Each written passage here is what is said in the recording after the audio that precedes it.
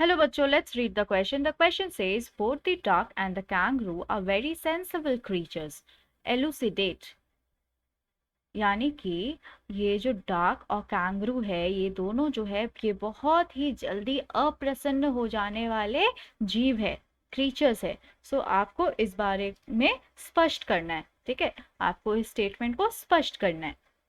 क्या की पॉइंट्स हम ध्यान में रखेंगे स्टेटमेंट को जब हम स्पष्ट करेंगे? तो क्या की पॉइंट्स है? सबसे पहला है, the duck watches while kangaroo enjoy life by hopping about on land and in water.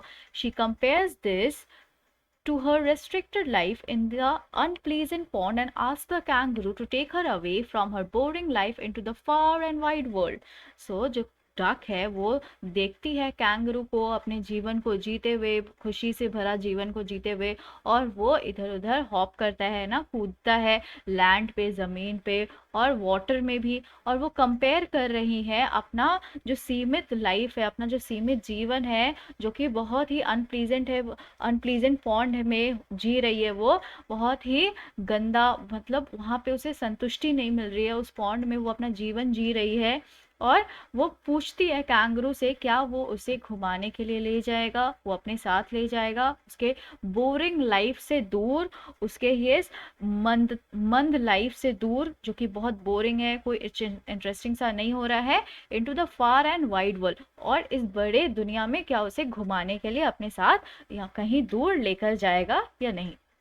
Then second point क्या है? The kangaroo is also intelligent. He gives the duck's request serious thought and chooses his words carefully when expressing his opposition. और जो kangaroo है वो बहुत ही ज़्यादा intelligent है, बुद्धिमान है, और वो duck की जो request है इसके बारे में बहुत अच्छे से सोचता है ना। और वो बहुत अच्छे से सोचता है कि किस तरह उसके जो opposition, उसकी जो problems है, वो क्यों नहीं ले जाना चाहता है डक को राइट पे, इससे किस तरह डक को बोला जाए। और ये बोलते वक्त वो बहुत केयरफुली अपने वर्ड्स को चूज करता है ताकि जो डक है उसे हर्ट ना हो जाए, है ना, उसे दुख ना पहुंचे।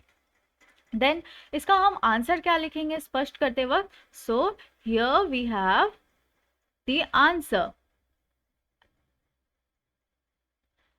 The duck and the kangaroo both are very sensitive animals. जो डक है और जो कैंगरू है इस फॉर्म में, ये दोनों ही बहुत ज़्यादा सेंसिटिव एनिमल है।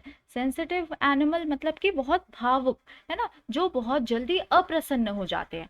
देन द डक कंडक्ट्स, और जो ये डक है वो व्यवस्थित रूप से कंडक्ट कर रही है, मीन्स व्यवस्थित रूप से ये सोच रही है, thorough observation of a problem of dullness in life. वो ये सोच रही है, इस विचार कर रही है इस बारे में जो उसकी लाइफ में दिक्कत है। और दिक्कत किस बात की है? दिक्कत है डलनेस की, है ना, वो जो मंदता है उसके लाइफ में, उसके जीवन में, उस बारे में वो व्यवस्थित रूप से विचार कर रही हैं। Then she watches the kangaroo enjoy life by hopping about on land and in water. और वो देख रही है कैंगरू को उछलते हुए, कूदते हुए पानी में और जमीन पर, और अपने जीवन को जीते हुए, खुशी से भरा जीवन जीते हुए। She compares this to her restricted life in the unpleasant pond and asked the kangaroo to take her away from her mundane life into far and wide world। और वो कंपेयर कर रही है अपने सीमित जीवन को, और जिस पॉन्ड में वो रह रही है, जिस तालाब में, जो गंदे तालाब में, अनप्लीजेंट तालाब में वो जो रह रही है, और वो पूछती है कैंगरू से क्या वो अपने साथ इस सांसारिक, उसके जो ये सांसारिक जीवन है उससे दूर लेकर जाएगा, कहीं उस बड़े से दुनिया में क्या वो कैंगरू उसे लेकर जाएगा घुमाने के लिए। Then the kangaroo is also intelligent. He gives the duck's request serious thought and chooses his words carefully while expressing or when expressing his opposition। और जो कैंगरू है वो बहुत ज़्यादा बुद्धिमान है, और वो उस डक के रिक्वेस्ट के बारे में, है ना, वो जो प्रार्थना कर रही है, वो जो रिक्वेस्ट कर रही है, वो जो चाह रही है ना, पूछी है जो डक उस कैंगरू से जिस बारे में, उसके बारे में उसने बहुत सोचा, और सोच करके उसे कुछ दिक्कतें दिखी, है ना, उसे कुछ ऑपोजिशन, उसको कुछ प्रॉब्लम्स आए उसके सामने।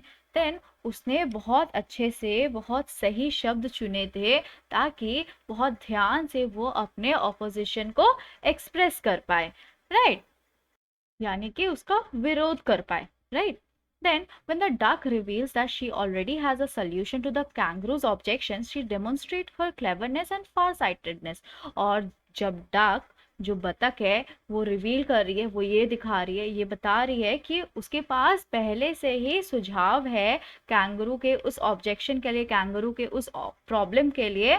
और इस तरह वो क्या दिखाना चाहती है कि वो कितनी ज्यादा चालाक है, इससे वो ये दिखा रही है कि वो कितना ज्यादा चालाक है और वो कितना ज्यादा फार साइटेडनेस है उसके अंदर, यानी कि दूरदर्शिता है वो।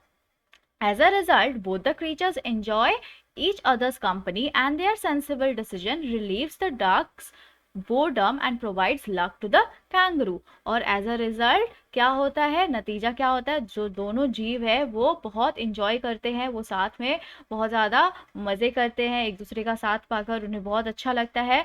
और ये जो इन्होंने जो इतना अच्छा डिसीजन लिया है, इससे क्या होता है, जो बतख का जो लाइफ है, डक का जो बोर्डम है, यानी कि उसकी जो लाइफ की उदासी है वो भी चली जाती है, उसे उसे रिलीफ मिल जाता है।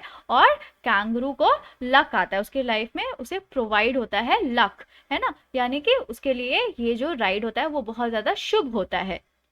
I hope you understood it. Let's frame it once again. The duck and the kangaroo both are very sensitive animals. The duck conducts thorough observation of her problem of dullness in life. She watches the kangaroo enjoy life by hopping about on land and in water.